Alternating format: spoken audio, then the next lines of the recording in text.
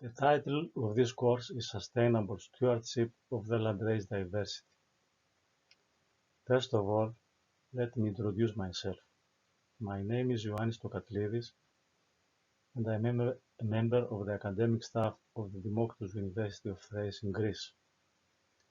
For about 20 years, I served as professor in genetics and plant breeding in the Department of Agricultural Development in Orestiada.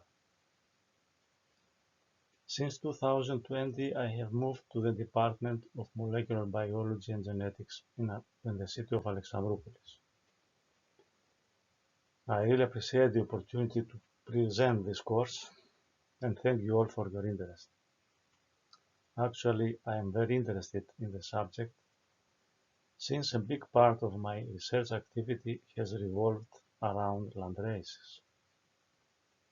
The course analyzes the need and the way to establish a sustainable breeding and treat a landrace seed so as to keep the desirable while expelling the undesirable parts of the genetic diversity.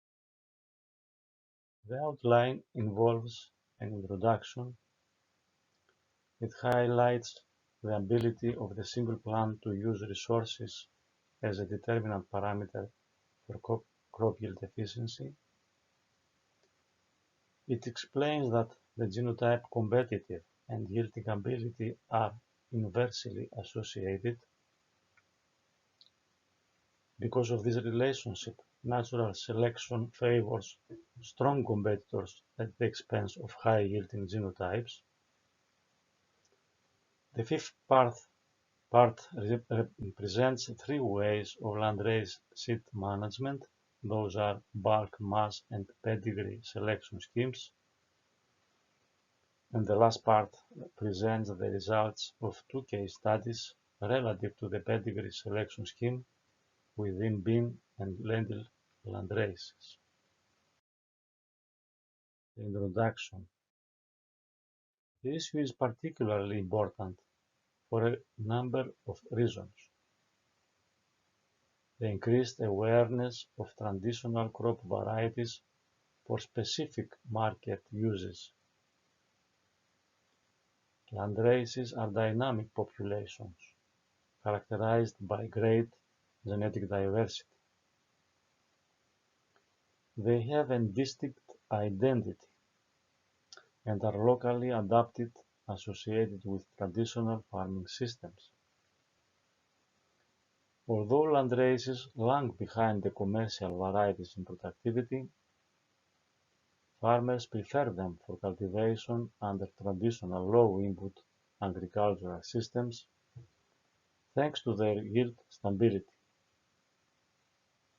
Their stability is due to the fact that regardless of the varying biotic and abiotic stress for each plant, one or more genotypes will yield satisfactorily. Actually, landraces lack formal crop improvement. Throughout centuries, farmers have been the major keepers of the genetic diversity of landraces.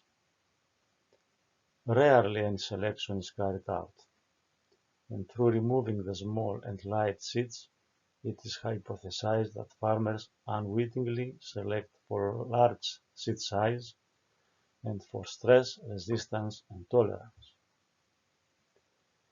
Maintenance breeding, if applied, means that all true-to-type genetic variation is transferred to the next generation.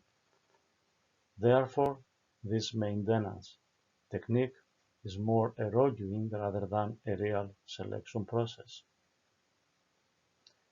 Nevertheless, contaminating and degrading forces occur, such as outcrossing, volunteer plants, physical admixture. Therefore, landraces grown by farmers may lose their identity and healthiness in the long term. The most critical degrading force is the transmission of diseases through the seed. Landrace seed represents a vehicle for several viruses, bacteria, and fungi, contributing to their global dissemination.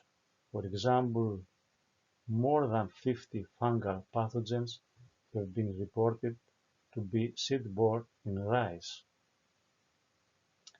5 out of the 26 viruses known to affect lentils are also seed-borne. Seed maintained by farmers carry seed-borne pathogens that reduce the germination rate and transmit pathogens to plants, causing enormous crop losses and deteriorate the marketable grain quality.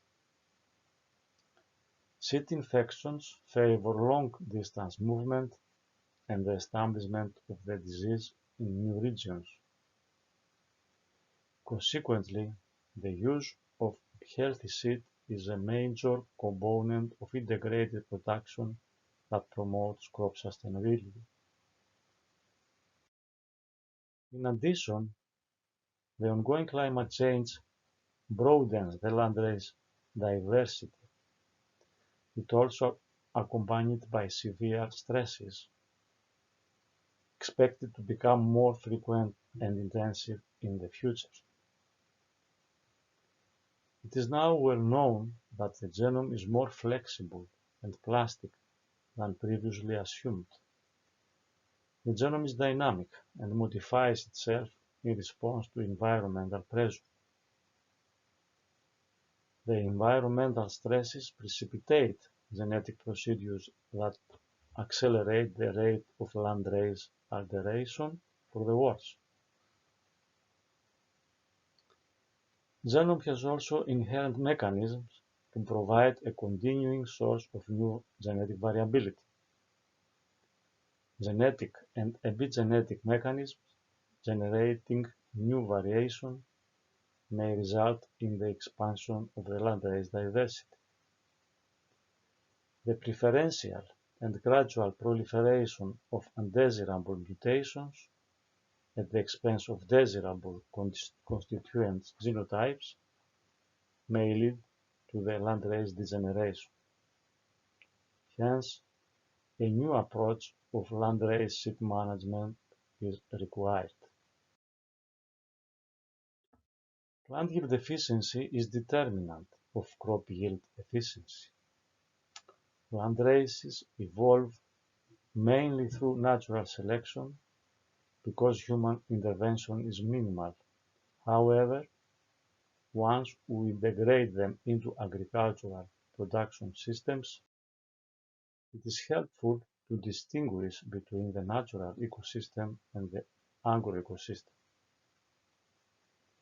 In the first, plants strive to survive in a regime where competition occurs between different species and different genotypes. Thus, natural selection acts on this requirement for aggressiveness. Instead, in the agroecosystem, competition occurs between plants of the same species. Plants are also supported by external inputs, such as irrigation, fertilization. The aim is to optimize the resource utilization by all the plants. In other words, to achieve crop yield efficiency and maximize the grain productivity. Thus, any landrace breeding strategy should serve this condition, to focus on selection for resource use efficiency. Crop yield, the overall grain yield, is the product of both the mean grain yield per plant and the number of plants finally established. Nevertheless, we usually consider the crop only on the per area basis, forgetting that the plant community is constructed by individuals, and crop yield efficiency is determined by the plant yield efficiency as well. Plant yield efficiency, representing the genotype yielding capacity per se, is reflected by the ability of the single plant to produce grain at low densities. As distance between neighboring plants increases, the input share of each plant also increases. Therefore, improved plant yield efficiency implies that the individual plants are highly responsive to additional inputs, increasing their grain yield. In other words, a genotype of high yielding capacity. Competitive and yielding ability are inversely associated. Genotype competitive and yielding ability are distinct agronomic traits. Numerous studies have evidenced that an inverse function of these traits, namely, if a genotype has a strong competitive ability, this genotype is expected to fall short of yielding capacity and vice versa.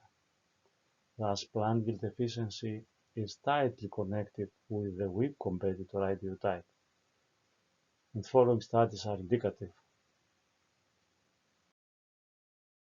In this study, 18 alfalfa genotypes were evaluated for seed yield in single rows, flanked by single rows either with the same genotype, the pure stand, or with a mixture of equal amounts of seed from all genotypes, the mixed stand.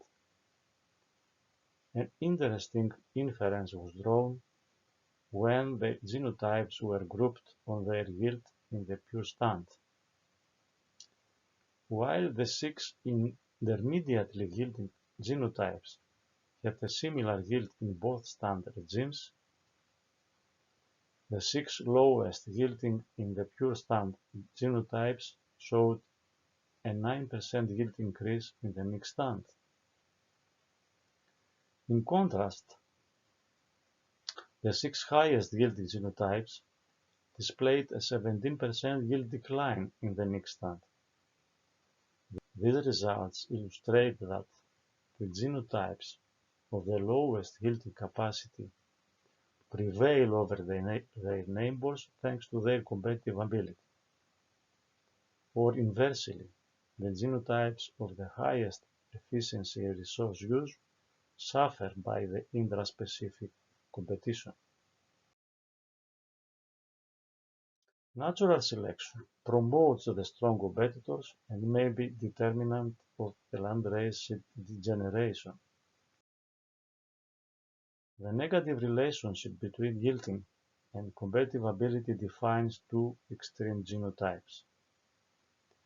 The one extreme is the competitive ideotype, the strong competitor that falls short of yielding capacity per se. At the other extreme is the productive ideotype, the weak competitor that stands out for yielding capacity per se. In dense stand, the strong competitors dominate, suppressing the expression of high yielders. Thus, strong competitor becomes selectable, and natural selection may gradually lead to landrace degeneration from preferential and gradual proliferation of the strong competitors at the expense of high yielders. High yielders are fully expressed and become selectable only when individual plants are widely spaced so as to preclude any interference among them for any input, like space, light, water, nutrients. That is the nil competition regime. In order to investigate the issue, we established two relevant field studies. In the first, we used a vetch landrace well adopted by farmers in the islands of East Aegean Sea. The landrace was compared with a genetically homogeneous Czech, a poor line variety. Seed of the landrace along with foundation seed of the variety was sown according to this configuration and across 6 different plant population densities ranging from 1.2 up to 25 plants per square meter. In dense crowding, the landrace lagged significantly behind the Czech by 29%. However, as density declined, their gap was progressively bridged, while at the lowest density the landrace was superior by 32%. This finding shows that in a genetically mixed stand like a landrace, under competition the strong competitors suppress the yielding capacity of the high yielders. Capacity of high-yielding genotypes is expressed relatively more and more as competition loosens and fully expressed at nil competition. The inference is that when the landrace seed is reproduced under competition, plants of the competitive ideotype prevail. Therefore, continuous seed reproduction under the farming density results in preferential and gradual proliferation of the strong competitors, the low yielders, leading thus to a gradual landrace degradation and variety degeneration. In a wheat study, 6 landraces collected from all over Greece were tested at both dense stand and nil competition. At dense stand, they lagged significantly behind their Czech by 36 up to 64%. Rather, at nil competition, two were significantly superior by 58 and 73%. Notably, the landrace that was the top at dense stand was the bottom at nil competition, implying that falls short of plant yield efficiency. In contrast, the landrace that was bottom at dense stand performed the best at nil competition. This landrace seems to consist of outstanding genotypes, recognizable only at nil competition. The general conclusion is that qualification of landraces as potential source material under dense stand might be biased, and the variability within a landrace is best exploitable at nil competition. To sustain the landrace seed, the ideal condition is the nil competition regime. In other words, to ensure that the strong competitive ability of a plant does not influence the growth and development of the neighboring plants. The negative relationship of yielding with competitive ability renders nil competition indispensable for avoiding the selection of high yielders instead of strong competitors.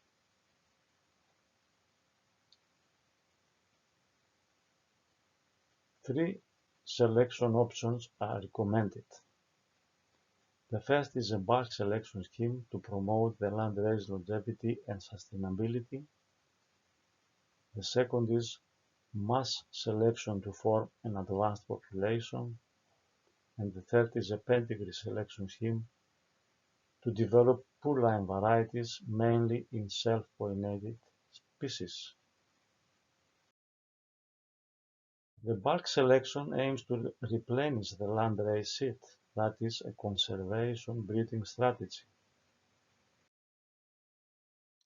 About 2,000 plants are established in a trial where single plant hills are widely spaced to ensure nil competition.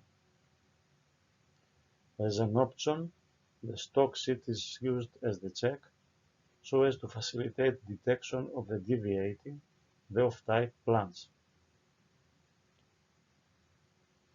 Deviating and those with diseases plants are removed as soon as they can be detected. The remaining plants are harvested separately and their seed yield is recorded. A large number of healthy plants of the landrace type are selected, including check plants, on the premise that their relative yield is above 1. The relative yield of the central plant is calculated by dividing its absolute yield by the mean yield of all the plants included in the circle. The size of the circle is flexible, for example, from 60 up to 120 plants.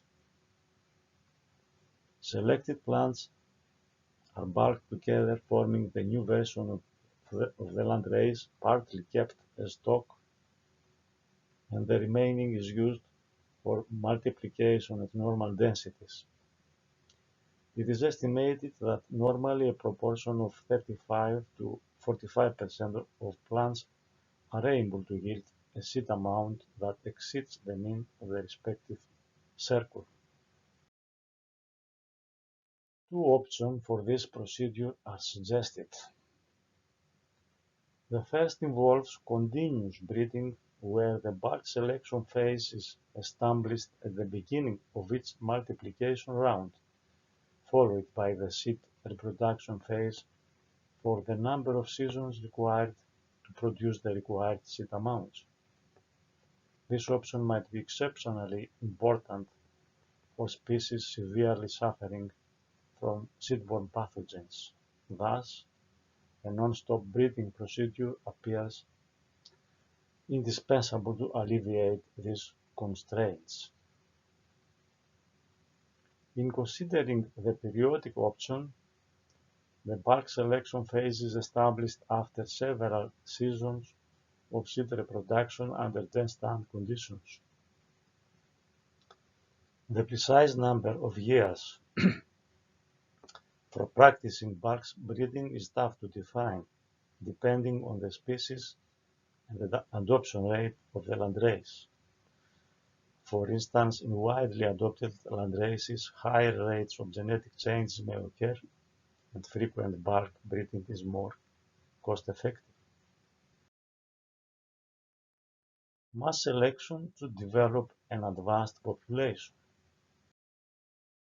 Compared to bulk selection, the same procedure is applied in the mass selection.